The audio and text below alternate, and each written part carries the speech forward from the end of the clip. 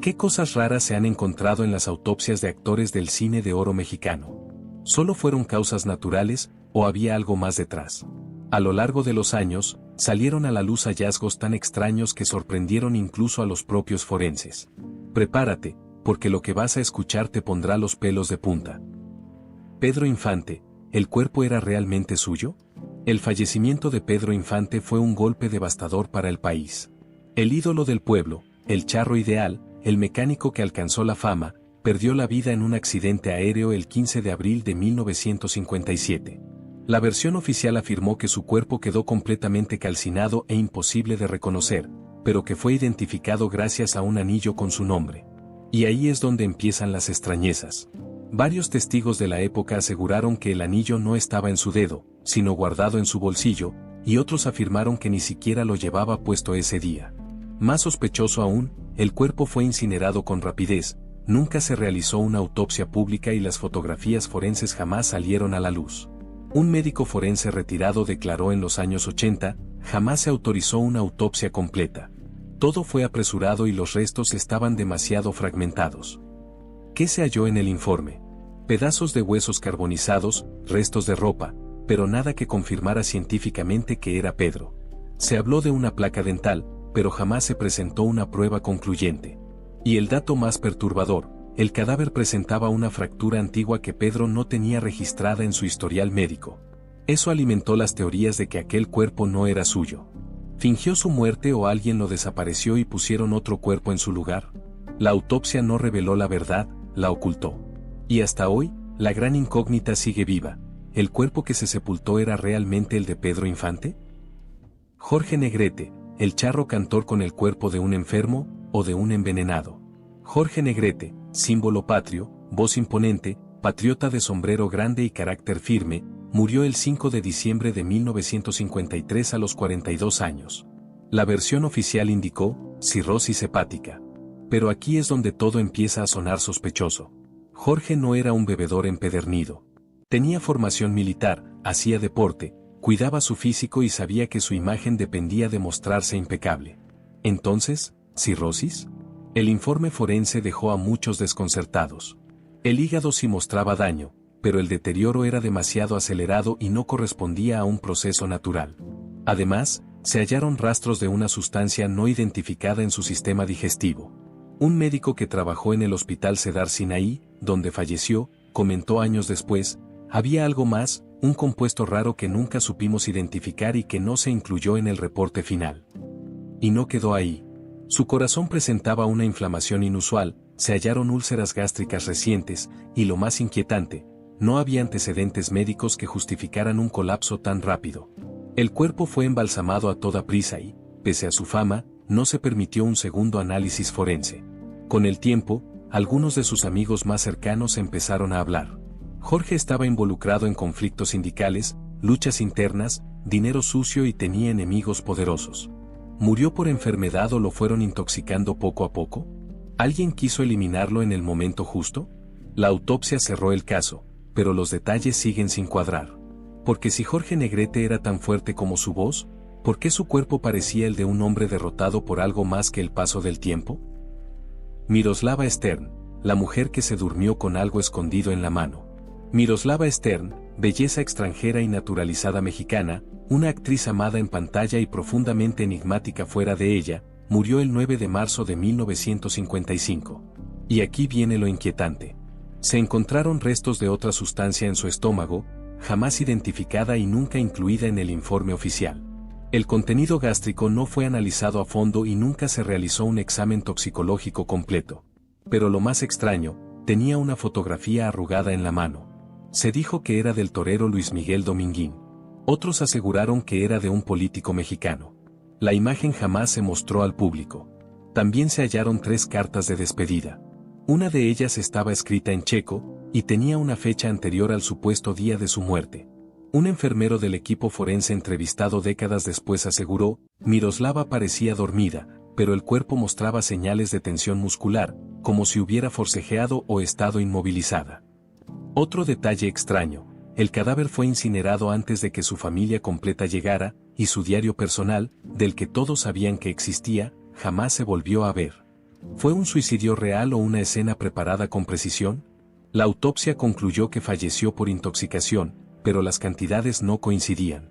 Las cartas de despedida tenían fecha anterior al supuesto día de su muerte. Y la expresión en su rostro, según quienes lo vieron, no mostraba tranquilidad, mostraba algo distinto. Una historia que ella no alcanzó a contar. Blanca Estela Pavón, la estrella que cayó del cielo, con heridas que no cuadraban. Blanca Estela Pavón, conocida como la novia de América, era la pareja perfecta de Pedro Infante en pantalla. Tenía dulzura, elegancia, carácter, y esa mezcla ideal de inocencia con determinación. Con apenas 23 años ya era vista como una de las grandes promesas del cine nacional. El público la adoraba, la crítica la respetaba, su carrera solo iba en ascenso, hasta que todo terminó. El 26 de septiembre de 1949, el avión en el que viajaba desde Oaxaca a la Ciudad de México se estrelló en el Pico del Fraile, en Puebla. La versión oficial, un accidente aéreo por mal clima. Pero lo que sucedió después nunca convenció a quienes conocían los detalles. Hallazgos forenses del avión. El cuerpo de Blanca fue encontrado en condiciones diferentes a las del resto de los pasajeros. Mientras los demás aparecieron completamente calcinados, el torso de Blanca estaba relativamente intacto. Lo más extraño, presentaba una fractura en el cráneo, que no coincidía con el ángulo del impacto. Según un documento filtrado años después, la lesión parecía causada por un objeto contundente, no por la caída. Además, presentaba una herida punzante en la parte baja del vientre que jamás fue explicada en el informe oficial. El forense a cargo solicitó hacer un reporte más detallado, pero fue presionado para cerrar el caso como muerte por impacto y quemaduras. Una sobrecargo retirada de la época comentó en los años 70, ese vuelo no iba lleno, hubo cancelaciones extrañas, y un militar abordó a último momento. Luego dijeron que el motor falló, pero nadie inspeccionó el resto. Y por si fuera poco, su agenda personal desapareció del lugar del accidente. Nadie supo jamás dónde quedaron sus pertenencias. ¿Fue un accidente o un encubrimiento? Algunos afirman que Blanca había rechazado una oferta de alguien con mucho poder. Otros aseguran que estaba por firmar contrato con una compañía extranjera, lo que incomodaba a ciertos nombres en México. La autopsia no esclareció, pero sí dejó sembradas dudas, que siguen flotando como cenizas en el aire. Blanca Estela Pavón murió como un ángel que cayó del cielo, pero su cuerpo parecía contar otra historia. Pedro Armendáriz, el rostro de México que murió irradiado desde dentro.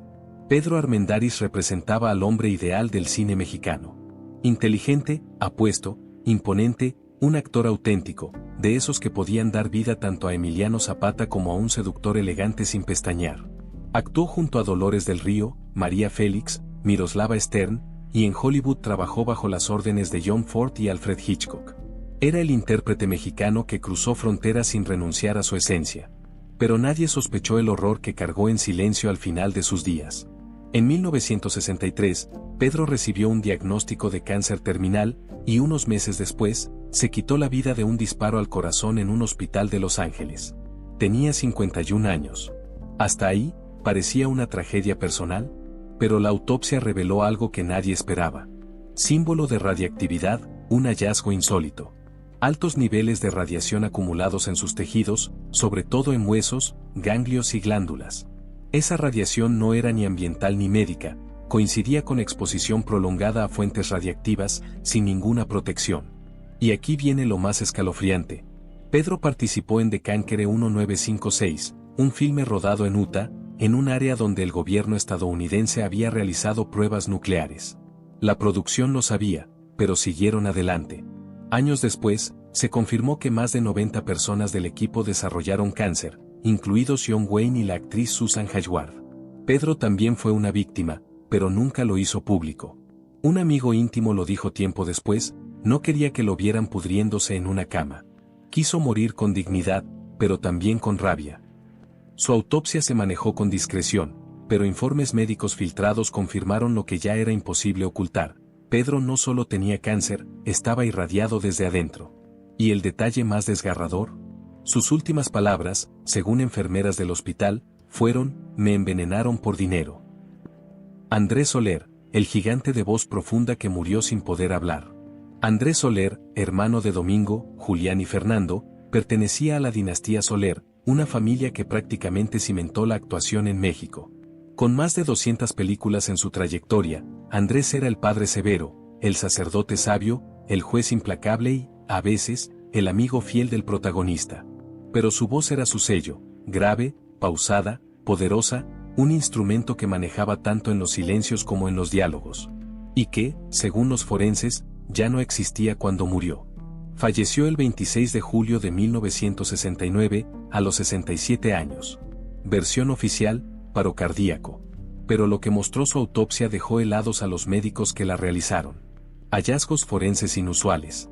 Daño severo en las cuerdas vocales, como si hubiera estado forzando su voz durante años sin atención médica. Según el informe, presentaba microroturas, inflamación crónica y tejido cicatrizado. Su laringe estaba colapsada en una parte, algo que un doctor describió como si se hubiera tragado su voz durante una década. También mostraba tejido endurecido en la tráquea, provocado por irritación continua, probablemente a causa de humo, alcohol o productos químicos. Un asistente de producción que lo acompañó en sus últimas filmaciones, contó años después, a veces llegaba ronco, no podía ensayar, decía que no importaba, que en cámara lo sacaba, pero terminaba afónico, y aún así seguía grabando. También se hallaron indicios de hipertensión sin tratar, estrés acumulado y pequeños hematomas en el pecho, señales de que sufría dolor constante al respirar. Andrés falleció sin poder hablar. Literalmente, su garganta, esa que hizo estremecer y emocionar a tantos en la pantalla, se había cerrado. ¿Fue un descuido médico? ¿Fue exceso de trabajo? ¿O simplemente, como tantos en esa época, sacrificó su cuerpo por la gloria de un cine que no devolvía nada? Germán Valdés Tintán, un cuerpo alegre por fuera y destruido por dentro. Tintán, el eterno pachuco, rebelde, encantador, siempre bromista, improvisando chistes, pasos de baile, albures y ternura. Parecía inmortal, hasta que su organismo dijo lo contrario. Falleció el 29 de junio de 1973, a los 57 años. La causa oficial, cáncer de páncreas. Pero lo que su autopsia reveló fue mucho más crudo. Informe forense al microscopio. Cáncer avanzado, sí, pero acompañado de una desnutrición severa. El médico legista señaló que su peso corporal estaba por debajo del mínimo vital para su estatura. Se detectaron úlceras gástricas perforadas. En otras palabras, Tintán vivía con un dolor interno constante. Su hígado mostraba señales de deterioro crónico, compatible con el consumo frecuente de alcohol y medicamentos. Pero lo que más impactó, indicios de hemorragias internas recientes. Un técnico del hospital comentó en los años 90, tenía el cuerpo de un hombre mucho mayor. Por fuera sonreía, por dentro se estaba desmoronando. El informe también registró pérdida de piezas dentales y raíces infectadas, lo que apunta a que padecía graves infecciones bucales. Algo que nadie habría imaginado detrás de esa sonrisa de galán cómico. Además, daños considerables en las vértebras lumbares, lo que probablemente le causaba dolor al caminar. Dolor que jamás se notó en escena. Y el dato más triste, la autopsia concluyó que padecía enfermedad pulmonar obstructiva crónica, EPOC, probablemente consecuencia de años fumando y de trabajar en sets llenos de polvo, humo y sustancias químicas. ¿Sabías que los sets de rodaje de aquellos años no contaban con ventilación adecuada? Muchos intérpretes inhalaban humo de cigarros, emanaciones de máquinas, luces quemadas, y lo pagaron años después. La realidad es que Tintán, el comediante más lleno de vida, murió destrozado por dentro, pero jamás permitió que se notara. Su organismo hablaba de una existencia de abusos, agotamiento, y de un hombre que regalaba alegría a todos, menos a sí mismo. Luis Aguilar, el charro que murió en silencio, y con cicatrices sin explicación. Luis Aguilar fue uno de los grandes charros del cine de oro. No alcanzó la fama internacional de Pedro Infante, ni la solemnidad de Jorge Negrete, pero sí se ganó el afecto del pueblo, con su voz firme y su rostro de hombre de palabra. Su apodo, el Gallo Giro, lo acompañó hasta el final. Participó en más de 150 películas, cantó, montó a caballo, hizo comedia, drama, western, y siempre con ese estilo varonil y decidido. Falleció el 24 de octubre de 1997, a los 79 años, por causas naturales, versión oficial, insuficiencia respiratoria. Pero su autopsia, filtrada en parte por un exasistente médico, reveló detalles que pocos conocían y que jamás se explicaron ante la opinión pública. Hallazgos médicos inquietantes. Fracturas antiguas en costillas y vértebras, compatibles con golpes fuertes, pero sin registros médicos previos. Lesiones en nudillos y manos, como si hubiera participado frecuentemente en peleas físicas. Cicatrices internas en el hígado no compatibles con alcoholismo, sino con intoxicación por exposición prolongada a sustancias químicas o fármacos. Y lo más insólito, el informe médico indicó pérdida parcial de visión en uno de sus ojos, algo que jamás se supo públicamente. Un forense auxiliar declaró en una entrevista no oficial, su cuerpo estaba marcado, parecía el de alguien que llevó otra vida detrás del escenario. Golpes, intervenciones quirúrgicas, tejidos dañados, no era el cuerpo de alguien que solo se dedicó a actuar. ¿Qué ocultaba Luis Aguilar? Algunas teorías aseguran que en su juventud tuvo conflictos con grupos de poder por defender a compañeras actrices. Otras versiones dicen que fue víctima de golpizas fuera del set por negarse a firmar contratos abusivos con ciertos sindicatos. Su cuerpo guardaba la memoria de todo aquello, pero él jamás habló al respecto. Murió con honor, pero también con cicatrices que relataban una historia alterna, una que nunca vimos en pantalla. María Félix, la diva que murió perfecta, o tal vez no tanto. María Félix no era solo una actriz, era un mito, una emperatriz de mirada desafiante, frases punzantes y presencia imponente. Amada, temida, envidiada. Ella forjó su imagen como una diosa invulnerable y cuidaba cada fotografía, cada entrevista, cada ángulo desde donde se le permitía ser observada. Falleció el 8 de abril de 2002, el mismo día en que cumplía 88 años. Versión oficial, muerte natural mientras dormía. Pero su cuerpo ocultaba un secreto. Descubrimiento post-mortem impactante.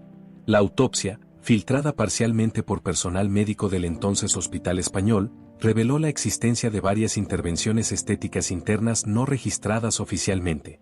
Entre ellas, implantes faciales antiguos, ya desplazados por el paso del tiempo.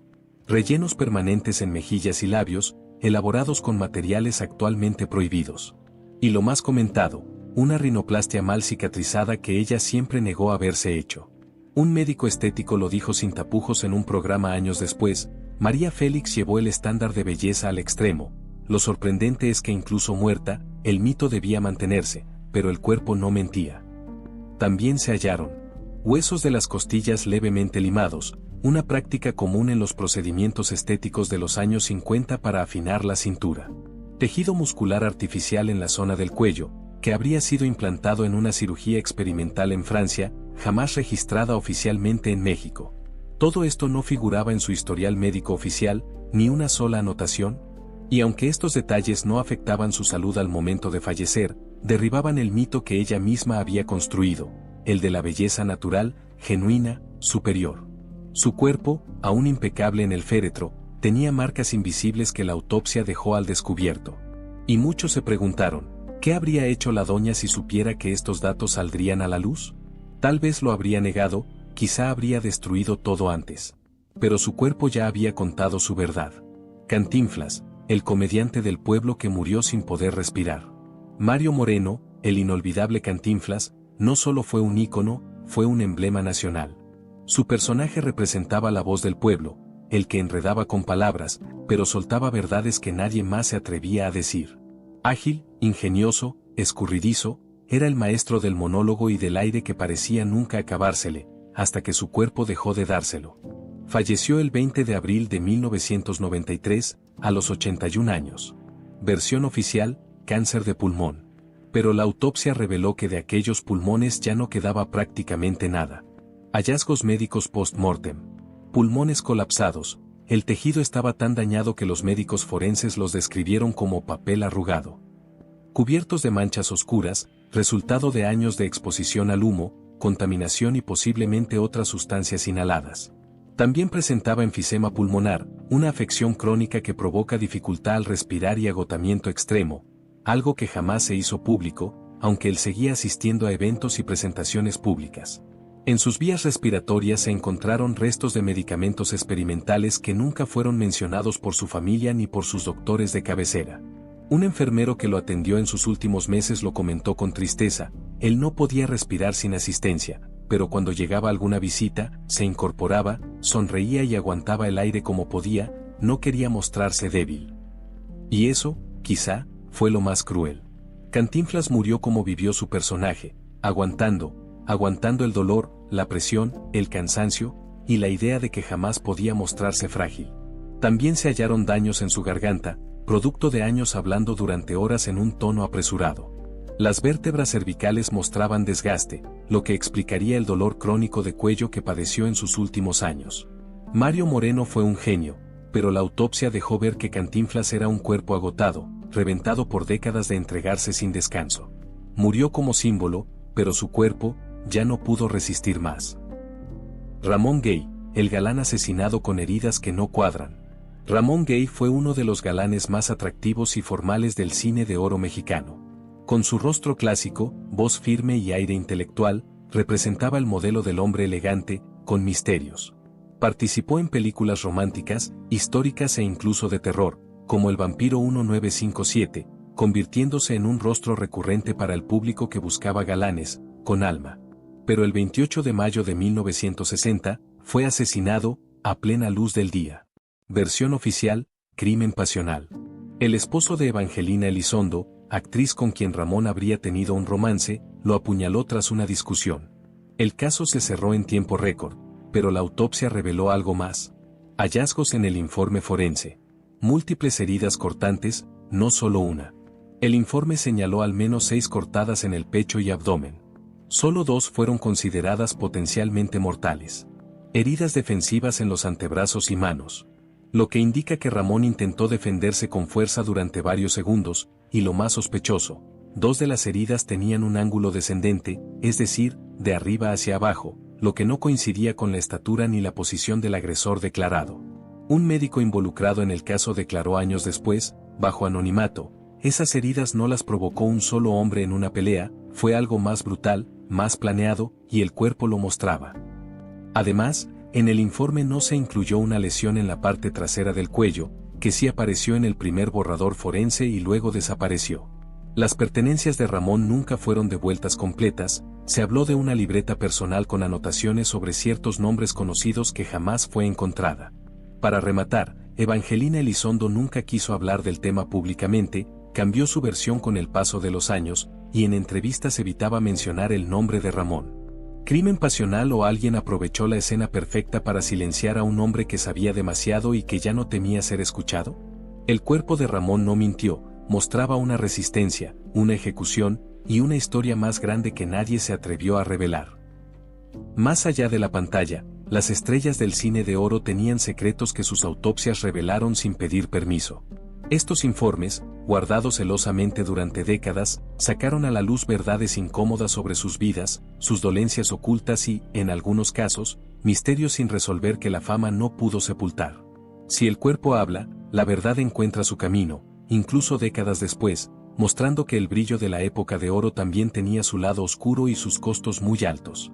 ¿Qué hallazgo de estas autopsias te impactó más y por qué? Coméntanos. Si te gustó este recorrido por las historias ocultas del cine mexicano, no olvides suscribirte, dejar tu me gusta y compartir este video con quien disfruta de las leyendas que jamás se apagan. Nos vemos en el próximo video.